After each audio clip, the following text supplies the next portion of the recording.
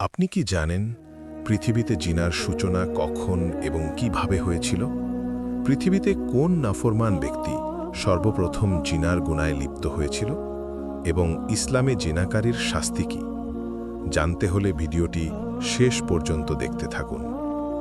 দর্শক, মানবজাতির আদিপিতা হজরত আদম ও মা হাওয়া আলাইহিস সালাম জান্নাতে শয়তানের ধোঁকায় পড়ে নিষিদ্ধ ফল ভক্ষণ করার কারণে আল্লাহ তাআলা তাদেরকে জান্নাত থেকে দুনিয়াতে নামিয়ে দেন। অতঃপর আল্লাহ তাআলার আদেশেই বাবা আদম এবং মা হাওয়া মানবজাতির বংশবিস্তারে সন্তান জন্ম দিতে থাকেন। হজরত মা হাওয়া আলাইহিস সালাম একসঙ্গে জোড়ায় জোড়ায় একটি পুত্র ও একটি কন্যা সন্তান যমজভাবে জন্ম দিতেন।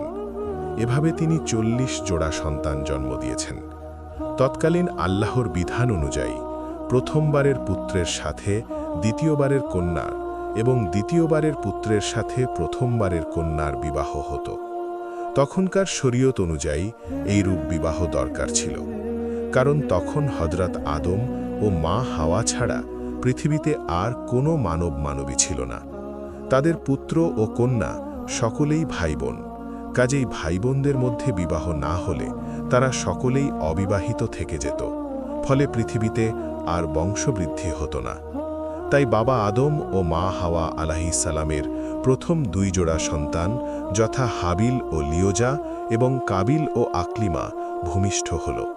শরীয়ত অনুযায়ী প্রথম তরফের ছেলে হাবিলের সাথে দ্বিতীয় তরফের মেয়ে আকলিমার বিয়ে এবং দ্বিতীয় তরফের ছেলে কাবিলের সাথে প্রথম তরফের মেয়ে লিওজার বিবাহ স্থির হল। কাবিলের যমজ বোন আকলিমা ছিল হাবিলের যমজ বোন লিওজা অপেক্ষা অনেক সুন্দরী, কিন্তু জেদি কাবিল তার যমজ বোন আকলিমাকে বিবাহ করবে, কেননা সে অপরূপ সুন্দরী। কিন্তু তৎকালীন শরীয়ত মতে তারা বৈধ ছিল না। হযরত আদম আলাইহিস সালাম তার ছেলে কাবিলকে বোঝাতে লাগলেন, কিন্তু কাবিল তার সিদ্ধান্তে অটল, বাবার নির্দেশনা আমলে নিল না।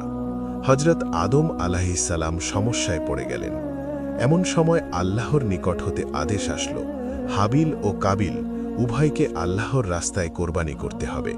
যার কোরবানি আল্লাহর দরবারে গৃহীত হবে সেই আকলিমাকে বিবাহ করবে। কাবিল নিজে কৃষিকাজ করত, ফলে সে কিছু গম ও তরকারি আল্লাহর নামে উৎসর্গ করল। আর হাবিল মেষ চড়াত, তাই মোটা সোটা একটি মেষ আল্লাহর নামে উৎসর্গ করতে তারা দুজনে একটি পাহাড়ের চূড়ায় রেখে আসলো। লক্ষণীয় হল, কৃষিকাজ ও পশুপালন এটা পৃথিবীর সূচনাকাল থেকেই চলে আসছে।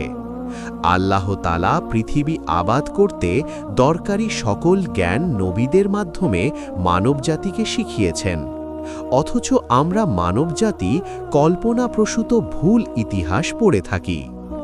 আদিম মানুষ নাকি কোনো কৃষিকাজই জানত না, অথচ বাস্তব সত্য ইতিহাস তার বিপরীত। সুতরাং হাবিল ও কাবিলের দুজনের কুরবানি পাহাড়ে জমা রাখা হল।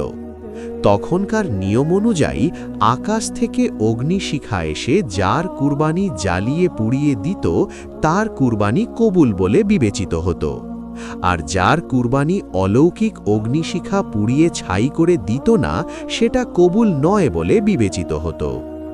নিয়ম অনুযায়ী একটি অগ্নিশিখা এসে হাবিলের মেষটি পুড়িয়ে দিয়ে গেল, আর কাবিলের গম ও তরকারি যথারীতি পড়ে রইল। কাজেই হাবিল আকলিমাকে বিবাহ করবেন তা নির্ধারিত হয়ে গেল। হাবিল ছিল সহজ সরল প্রকৃতির এবং ধর্মপ্রাণ, আর কাবিল ছিল শয়তানের অনুগামী, হিংসুক। কাবিলের কুরবানি গৃহীত না হওয়ায় তার মনে হিংসা উদ্বেগ হল। সে এতটাই উত্তেজিত হয়ে পড়ল যে ক্রোধের বশবর্তী হয়ে হাবিলকে হত্যা করার মনস্থ করল। কোরআনে আল্লাহ তাআলা ইরশাদ করেছেন, অতঃপর তার অন্তর তাকে তার ভাইকে হত্যার প্রতি উদ্বুদ্ধ করল এবং সে তাকে হত্যা করল, ফলে সে ক্ষতিগ্রস্তদের অন্তর্ভুক্ত হয়ে গেল। আর এটাই ছিল পৃথিবীর ইতিহাসে সর্বপ্রথম মানব হত্যা।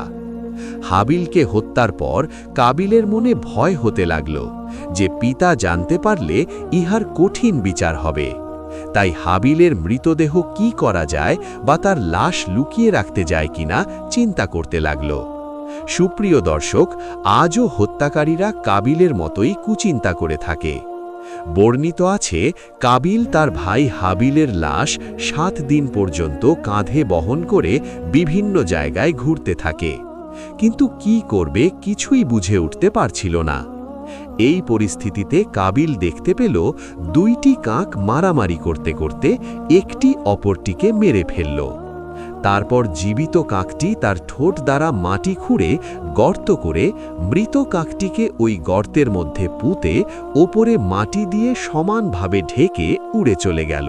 কাবিল ব্যাপারটি মনোযোগ সহকারে প্রত্যক্ষ করল আর ভাবল, আমি যদি কাকের ন্যায় করি সেটা তো ভালোই হয়, আমার একটা কাকের সমান বুদ্ধিও নেই। অতপর সে কাকের প্রদর্শিত নিয়মে মাটি খুঁড়ে হাবিলের লাশ মাটির নিচে পুঁতে রেখে চলে গেল।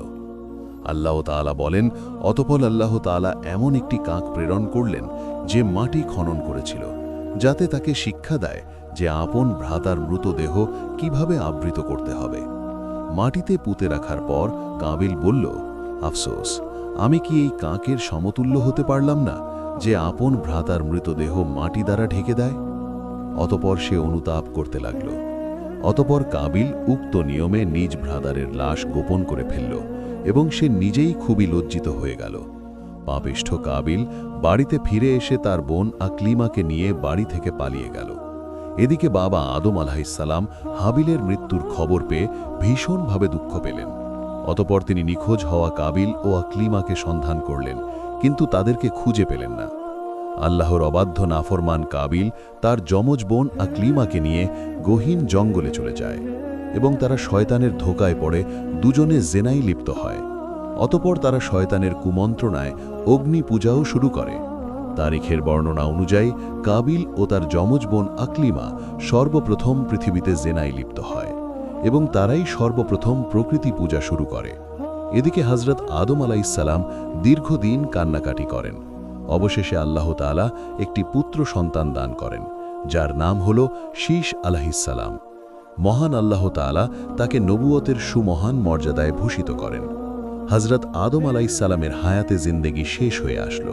তিনি তার সকল পুত্রকন্যা এবং উপদ্রবদের ডেকে একসাথে শান্তভাবে চলার উপদেশ দিলেন।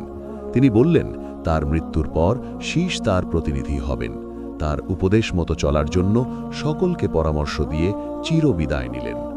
আদি পিতা হযরত আদম আলাইহিসসালামের ইন্তেকালের পর হযরত শীশ আলাইহিসসালাম তার প্রতিনিধি হলেন।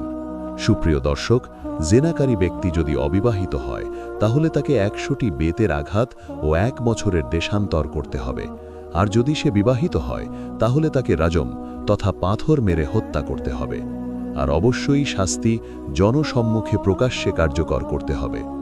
এটা হলো জেনাকারীর দুনিয়ার শাস্তি। আর পরকালে রয়েছে কঠিন আযাব যদি সে ইস্তেগফার না করে মৃত্যুবরণ করে। হে আল্লাহ, আপনি আমাদের সকলকে এই মহাপাপ থেকে হেফাজত করুন।